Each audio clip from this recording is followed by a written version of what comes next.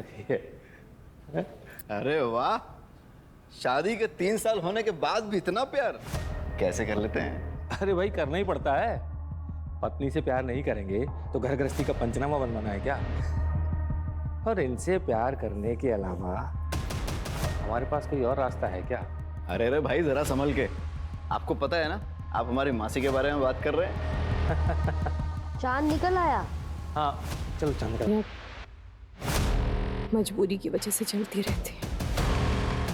अगर आपकी शादी में सब कुछ ठीक ठाक था तो ऐसी कौन सी मजबूरी थी जो आपको परेशान कर रही थी? मजबूरी नहीं सर, ज़रूरत। मेरे पति का पहला और आखिरी प्यार उनका बिजनेस और पैसा ही है। मेरी ज़रूरतों का तो उन्होंने कभी ख्याल ही नहीं रखा।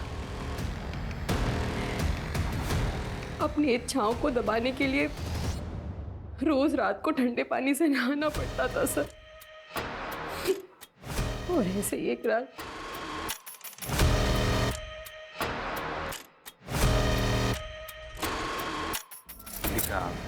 बहुत थक गया हूँ, नींद आ रही है।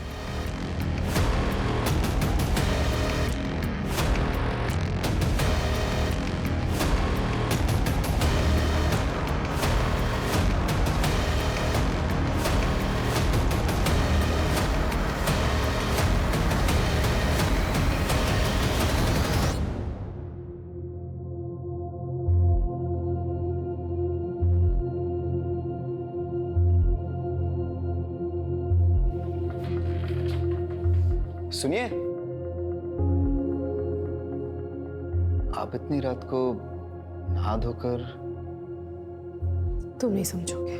पढ़े लिखे हैं हम, सब समझते हैं और आपकी तकलीफ भी समझते हैं, लेकिन आप फिक्र मत कीजिए, हम हैं ना।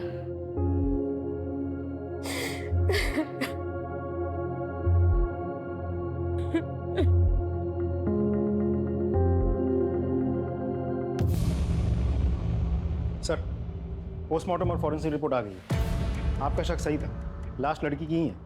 मौत करीब 7 से 8 महीने पहले हुई है। उस दौरान किसी लड़की की मिसिंग कंप्लेंट आई थी क्या? एक औरत ने मिसिंग कंप्लेंट लिखवाई थी सर, लेकिन सर वो औरत कुछ दिनों के बाद वापस आई और मिसिंग कंप्लेंट वापस ले लिया। मिसिंग कंप्लेंट की किसने थी? सर उसका नाम तबस्सुम जहां है। और गजरा है कहाँ, बुलाइए। उसे टीबी हो गया था ना साहब, तो नाच गाना छोड़ के वो अपने गांव चली गई। उसका फ़ोन नंबर दीजिए। नंबर था साहब, लेकिन मोबाइल मैंने दिया था ना उसको, तो जाते समय वो मोबाइल दे के गई। ठीक है, तो पुराना वाला नंबर दे दीजिए। सर वो तो मैंने बेच दिया मोबाइल। घर का पता तो होगा, वो दे दीजिए। मेरे पास नहीं है साहब। राजीव, दाल में कुछ काला है, गजरा को ढूंढो पहले तुम। और हाँ, इस तबस्सुम की भी डिटेल्स निकलवाओ।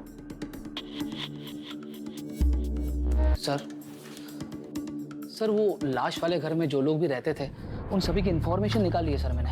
सर सबसे पहले उस घर में किराएदार के तौर पर ये रजत जी और उसकी विधवा बहन तन्वी आई थी सर। उसके बाद ये घर हमने बगाड़िया जी को बेच दिया सर। और सर कुछ समय के लिए हमने पवन कौल साहब को भी ये घर किराए पे दिया था। सर उसके बाद हाँ, ये जोशी जी के बेटे की शादी थी सर, तो उसके काफ़ी सारे दोस्त आए थे यहाँ पर। रजत और उसकी बहन की डिटेल्स? सर एक्चुअली वो डायरेक्ट पार्टी थी सोलंकी जी की, तो उन्हीं के पास सारी डिटेल्स होगी। लेकिन हाँ सर, मैंने रजत जी का फ़ोन नंबर निकाल लिया सर उनके पड़ोसियों से। सर मेरे बेटे के 2-3 दोस्त रुके थे उस घर में। एक तो अमेरिका में उसके साथ ही काम करता है, और दूसरा जर्मनी में है, और तीसरा शायद मुंबई में कहीं काम करता है। क्या आपको मालूम है उस दौरान आपके बेटे के दोस्तों ने रात में रेड लाइट एरिया से किसी नाचने वाली को घर बुलाया? उन्होंने तो नहीं बताया था, लेकिन हमें पता चला था सर कि वो लड़की की जो मौसी है ना, उसने जब पुलिस कंप्लेंट की तब बहुत डांटा था मैंने उसे। बाद में उन लोगों ने माफ़ी भी मांग ली थी और लड़की भी मिल गई। केस रफा दफा हो गया था और हमने भी बात को दबा दिया था। उन सभी बच्चों की डिटेल्स इन्हें लिखवा दीजिए। जी अजय। क्या लगता है सर, ये केस हम सॉल्व कैसे करेंगे? लाश की शिनाख्त भी तो नहीं हो पा रही है। वही तो राजदीप, केस उलझता ही जा रहा है। ना तो हमारे हाथ में कोई ठोस सबूत है, ना ही कोई ठोस सुराग। एक काम करो, ये पवन कौल को पूछताछ के लिए बुलाओ। इनफैक्ट पवन कौल ही क्यों, इस घर से जुड़े सभी लोगों से अच्छे से पूछताछ करो। आई एम श्योर कच्चा ही सही पर एक धागा हमारे हाथ जरूर लगेगा। फिर लाश की शिनाख्त भी होगी और कातिल भी पकड़ा जाएगा।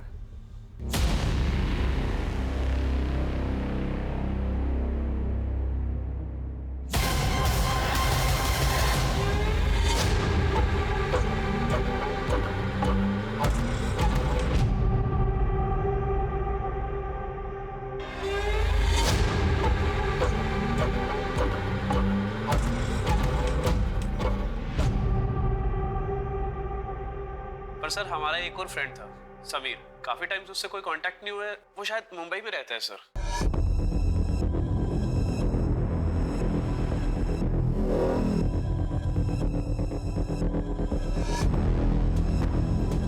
कौन से कॉलेज में पढ़े हो आप लोग? Sir city college sir. City college से समीर का एड्रेस लो और समीर की सारी डिटेल्स निकालो। Right sir. फंक्शन के दौरान जिस घर में तुम्हारे दोस्त रुके थे, उस घर में बने तंदूर के बारे में कुछ जानते हो? नहीं सर, हम तो ऑल द टाइम हॉल में ही थे, वहाँ जाने की कोई नीड ही नहीं पड़ी सर हमें। जरूरत पड़ी तो फिर बात करेंगे तुम्हारे साथ। सर, शाम के बारे में सारी इन्फॉर्मेशन निकाल ली। 3 साल पहले शाम की शादी संध्या से हो तो गई थी, लेकिन इंटरेस्टिंग बात यह है कि साथ ही उसके ऑफिस कोलीग प्रीति के साथ उसका अफेयर भी चल रहा था। सर एक बात और, प्रीति ने भी 7 महीने पहले ही अपने ऑफिस से रेजिग्नेशन दिया था और उसके बाद से अब तक ना किसी ने प्रीति को देखा है और ना ही प्रीति के साथ किसी की बातचीत हुई है। राजीव, ये प्रीति की डिटेल्स निकालो। अब समझ में आया श्याम शादी के बाद 3 सालों तक अपनी वाइफ को मायके से वापस क्यों नहीं लेके आया। इस श्याम को भी लेके आओ। सर, ये बात सच है कि सर प्रीति से मेरा अफेयर चल रहा था, लेकिन बड़े ही रिस्पेक्ट और रिगार्ड के साथ हम दोनों अलग हो गए। अब प्रीति कहाँ है? सर मुझे नहीं पता सर। सर उसका फोन भी बंद आ रहा है सर। उसने अपना सोशल मीडिया से अकाउंट भी डिलीट कर दिया। सर तेरे घर में तंदूर के नीचे जो लाश मिली है वो कहीं प्रीति की तो नहीं है? सर नहीं, ऐसा नहीं हो सकता सर। मैं प्रीति से बहुत प्यार करता हूँ सर, मैं उसे क्यों मारूंगा?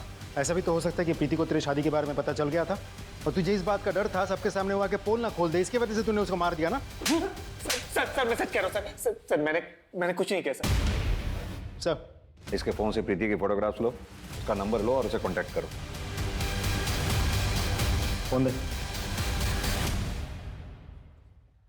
सर, नंबर तो डज नॉट एग्जिस्ट बता रहा है। प्रीति का फोन बंद होने से पहले कहाँ पे एक्टिव था, उसकी लास्ट लोकेशन पता करो, उसके कॉल डिटेल रिकॉर्ड्स भी निकालो, प्रीति के ऑफिस के रिकॉर्ड से उसका परमानेंट एड्रेस भी पता करो। सर फोन कॉल आया है। बुलाओ उन्हें। जी सर।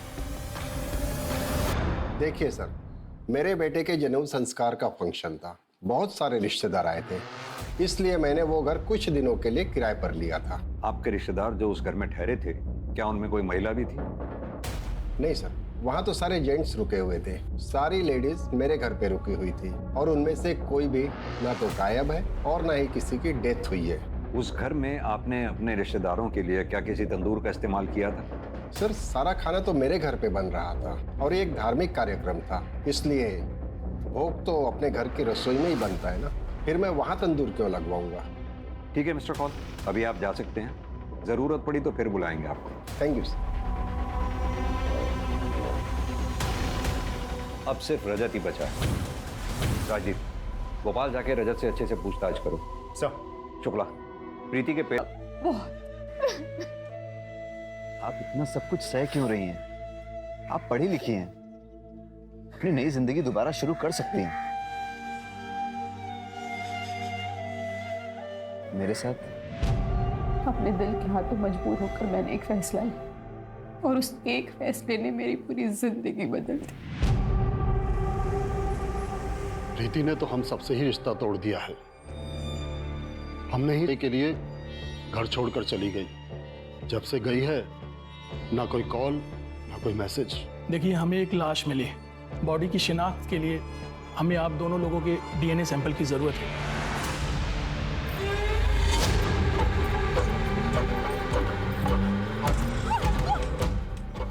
कहाँ तक भागेगी मुझसे हैं? मुझे धोखा देती है।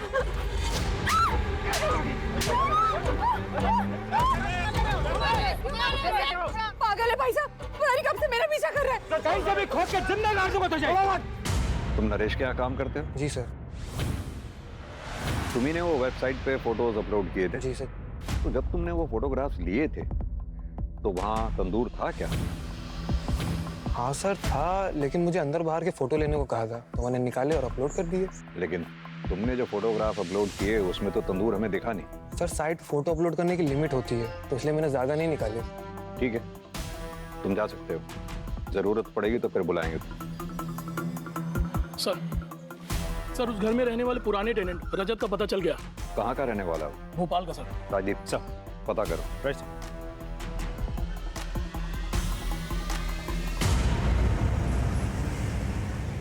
हाँ सर, हम वहीं पे रहते थे अपनी बहन के साथ। आपका नाम? तन्वी। और वहाँ का तंदूर भी कभी कभी इस्तेमाल करते थे।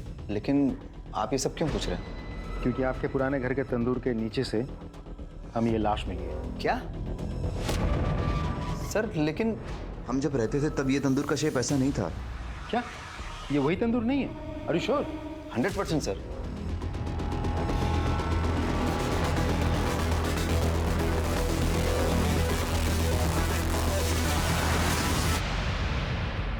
प्लीज मुझे छोड़ के मत मुझे माफ कर दो, मुझे नफरत हो गई मुझे तुमसे, नफरत।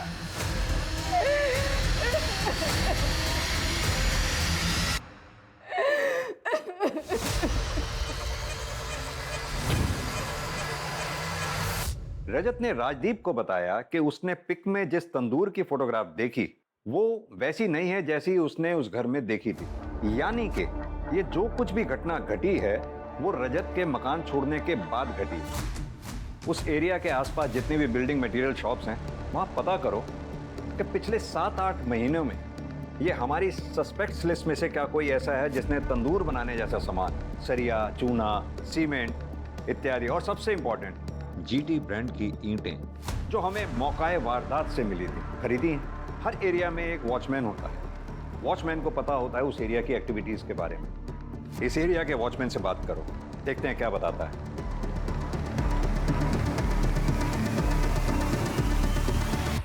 अरे भाई साहब, बोलिए। मैं इस एरिया में एक घर लेने की सोच रहा हूँ, तो थोड़ी सी जानकारी चाहिए। सर जानकारी बिना दक्षिणा के दूंगा तो जानकारी का अपमान हो जाएगा। बात तो आप सही कह रहे हैं। तो ऐसा करते हैं, अब बात करें? हाँ हाँ साहब, अब तो बात हो सकती है। मैंने इस एरिया में एक घर देख रखा है, लेकिन सुना है कि उसके पड़ोस वाले घर में कुछ भूत का चक्कर है। अरे सर, आप बात तो सही कह रहे हैं, लेकिन भूत कुछ नहीं होते। लेकिन हाँ, उस घर में ना खेल बहुत होते थे। वो एजेंट नरेश है ना, उसी के हाथ में था भाड़े से ये घर। जब कोई भाड़े वाला रहने को नहीं आता है तो नरेश क्या करता है कि कुछ लड़कियों को लेके उधर आता है। अच्छा एक बात बताओ, नरेश ने उस घर के गार्डन में कभी कंस्ट्रक्शन का कोई काम करवाया था? वो एक नंबर का कंजूस है, एक दमड़ी नहीं खर्च करता है। लेकिन हाँ, जब लड़की की बात आती है ना तो उसकी जेब से धड़ाधड़ नोट निकलते हैं। अच्छा। हाँ। मैंने क्या किया सर? मैंने कुछ नहीं किया सर। मैं सब बताता हूँ सर, मैं सब बताता हूँ सर, सब बताता हूँ सर। राजदीप,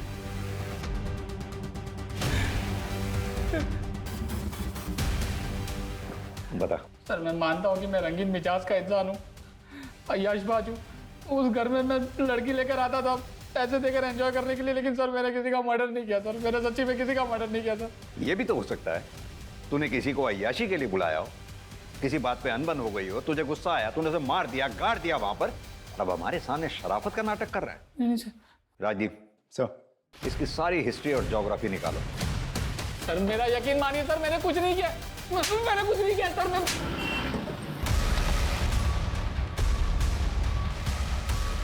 सर यही है GT2 को सप्लायर। हाँ सर, क्या चाहिए आपको? पिछले 8-9 महीनों में आपकी दुकान से किस किस ने कंस्ट्रक्शन मटेरियल खरीदा है, जैसे कि इस तरह की ईंटें? सर हमारे पास हर खरीद का रिकॉर्ड रहता है। मैं जितने जल्दी हो सके आपको सब डिटेल पहुंचा दूंगा। ठीक, thank you. Sir forensic report आ गई है सर। सर डेड बॉडी की उंगलियों में कुछ बाल फंसे हुए थे सर, लेकिन उन बालों का DNA डेड बॉडी के साथ मैच नहीं कर रहा सर।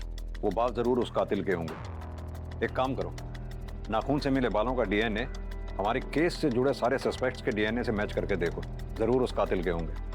और वो रेड लाइट एरिया वाले खबरी के बारे में कुछ पता चला? सर वो अभी मुंबई गया हुआ, आज शाम को वापस आएगा सर। ठीक सर। बताओ अब्दुल, क्या खबर है? गजरा वापस तो नहीं आई थी, पर पता नहीं तबस्सुम सबसे कहती फिर रही थी गजरा वापस आ गई। सुनने में ये भी आया है तबस्सुम ने गजरा का सच छुपाने के लिए काफी मोटी रकम ली है। हाँ साहब, ये बात सच है कि जोशी ने मुझे बहुत सारे पैसे दिए गजरा का केस वापस लेने के लिए। ये भी झूठ बुलवाया कि उसे TB हुआ है और वो वापस अपने गांव लौट गई है।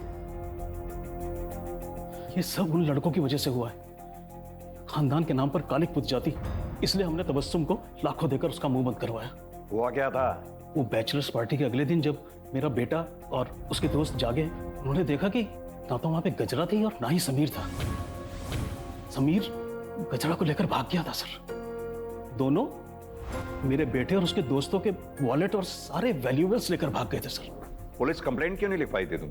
अगर पुलिस कंप्लेंट हो जाती तो मेरे बेटे का रिश्ता नहीं टूट जाता और ग्रीन कार्ड बनने ही वाला था उसका। हमारी तो सारी मेहनत बेकार हो जाती सर।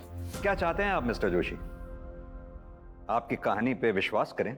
यह भी तो हो सकता है ना कि गजरा को आपके बेटे और उसके दोस्तों ने मिलकर मार दिया और फिर वहां गाड़ दिया हो और अपने पैसे के बल पर तबस्सुम का मुंह बंद करवा दिया, और फिर आपने कहा बच्चे विदेश चले गए। क्योंकि आप अच्छी तरह से जानते हैं हम अपने तरीके से उन्हें इंटेरोगेट करना चाहे तो उन्हें इंडिया बुलाना मुश्किल है। क्या खूब कहानी बनाई है आपने।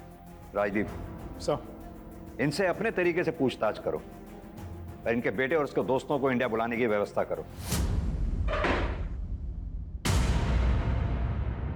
अब मैं इन सेशंस के लिए नहीं आ पाऊंगी।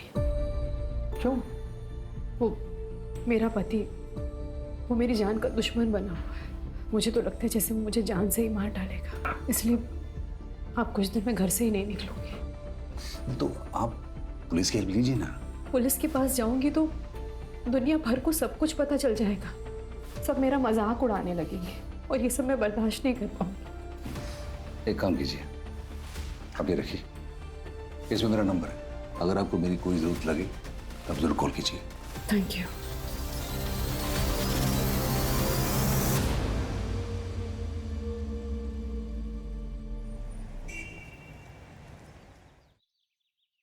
सर, समीर के आधार कार्ड नंबर से हमने मोबाइल ऑपरेटर से पूछताछ की है। एक नंबर मिल गया है जो समीर के आधार कार्ड पर रजिस्टर्ड था, लेकिन वो नंबर लखनऊ का है। हम लखनऊ पुलिस से कोऑर्डिनेट कर रहे हैं, बहुत जल्द वो हमारी गिरफ्त में होगा। Good work Rajdeep. Thank you sir. Sir Preeti के पेरेंट्स की डीएनए रिपोर्ट आ गई है सर। प्रीति के पेरेंट्स का डीएनए लाश के डीएनए से मैच नहीं हो रहा है। इसका मतलब ये लाश प्रीति की नहीं है। सर, इसका मतलब तो ये भी होता है कि श्याम कल्प्रिट है ही नहीं।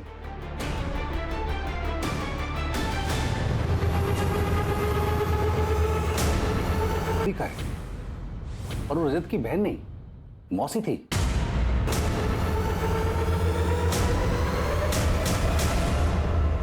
सर, तुलिका को ये डर लग रहा था कि उसका हस्बैंड कहीं उसको मार न डाले, और हमारे लास्ट सेशन में तो वो ये भी कह रही थी कि वो कई दिनों तक घर से बाहर निकलेगी नहीं। मेरा पति, वो मेरी जान का दुश्मन बना हुआ है। इसलिए आप कुछ दिन में घर से ही नहीं निकलूंगी। एक्चुअली डर के मारे उसकी हालत काफी खराब हो रही थी। ठीक है डॉक्टर साहब, आप जा सकते हैं। Thank you. तुलिका मुझसे मुझे बहुत अच्छी लगती थी सर। फिर हमारा अफेयर शुरू हुआ और फिर हम दोनों घर छोड़कर भाग गए सर। लेकिन सच कह रहा हूँ सर, मैंने किसी को नहीं मारा सर। मैंने तुलिका किसी को नहीं मारा। तुलिका तेरी मासी है या कुछ और? इसकी असलियत तो तेरी माँ ही हमें बताएगी। अपनी माँ का नंबर और पता दे। तो मर गए दोनों मेरे लिए, मुंह दिखाने लायक नहीं छोड़ा। देखिए, हम आपकी परेशानी समझ सकते हैं, लेकिन आपके बेटे रजत और तुलिका ने आपके साथ जो किया वो गलत था। लेकिन हमें शक है कि हमने जिस लाश को बरामद किया है वो आपकी बहन तुलिका की ही है, और वो तभी साबित होगा जब उस लाश का डीएनए आपके साथ मैच होगा। दरअसल तुम तुलिका से नफरत करते थे, इसलिए तुमने तुलिका को मार डाला। नहीं सर, मैं तुलिका को मारना तो चाहता था पर मार ना सका। तो मेरे हाथों मरने से बच गई। शुक्ला, इनका डीएनए सैंपल लो। लाश के नाखून पे जो बाल मिले थे उनके डीएनए से मैच करके देखो। सर, मौका वारदात में मिली उन ईंटों को लेकर हमने गहरी छानबीन की। उस तरह की ईंटें उन 3 महीनों के अंतराल में करीब 40 मिस्त्री और कॉन्ट्रैक्टर को बेची गई थी। हमने सबसे पूछताछ की, लेकिन किसी का भी कंस्ट्रक्शन का काम तब नहीं चल रहा था जब हमें उस तंदूर के नीचे गड़ी लाश मिली थी, सिर्फ एक को छोड़कर। कौन है वो? सर, मिस्त्री रमेश, लेकिन वो फरार है। सर, हमें लुकआउट नोटिस जारी करना पड़ेगा। सर डीएनए रिपोर्ट्स आ गई हैं, ये रही सर। सर, डेड बॉडी के साथ मिले बालों का डीएनए किसी भी सस्पेक्ट के साथ मैच नहीं कर रहा सर। लेकिन सर, रजत की मां का डीएनए डेड बॉडी के साथ मैच हो गया। यानी कि लाश तुलिका की ही है।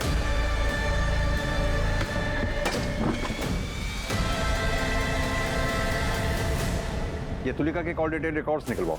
Right sir. Sir, Mistry Ramesh के बारे में पता चल गया, दीवार में कहीं छुपा बैठा है। ले आओ उसे। सर।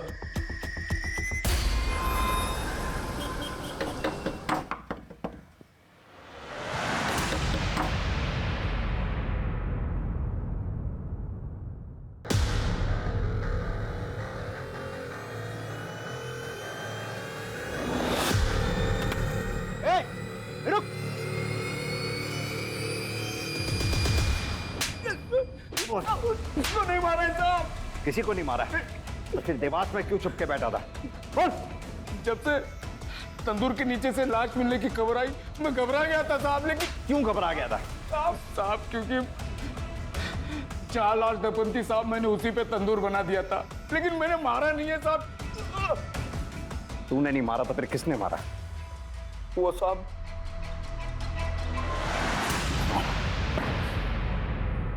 मैंने कोई मर्डर नहीं किया है। 3 बातें तुम्हारे खिलाफ इशारा कर रही। पहला, हमारे पास तुम्हारे मोबाइल लोकेशन रिपोर्ट जो साबित करती है इस बात को कि तुलिका के मर्डर के समय तुम वहीं थे। दूसरा, मिस्त्री रमेश का बयान जिसे तुमने तुलिका की लाश गाड़ के ऊपर तंदूर बनाने को कहा। तीसरी बात, तुलिका के नाखूनों से मिले बाल का डीएनए तुम्हारे डीएनए से मैच हो गया। रिपोर्ट आई जाएगी, तुम्हें बताना ही पड़ेगा सब कुछ अपने बारे में। तो अब तुम खुद बताओगे या हम अपने तरीके से पता करें डॉक्टर विनीत? बताता हूं। तुलिका ने मुझे कॉल किया था, मैं उसके घर गया था। ये सब मेरे साथ क्या हो गया?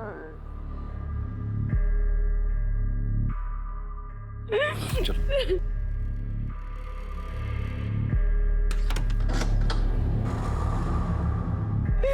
सबने मुझे धोखा दिया, सब मुझे चुप कर चले, मैं बिल्कुल अकेली हो गई। तुम ऐसा क्यों कह रही हो कि तुम अकेली रह गई? मैं हूं ना तुम्हारे साथ, तुम्हारा ख्याल रखूंगा, तुम्हारा ध्यान रखूंगा, तुम्हारे साथ रहूंगा। तुम चिंता मत करो। कि कैसी बातें कर रहे हैं आप डॉक्टर हैं मेरे।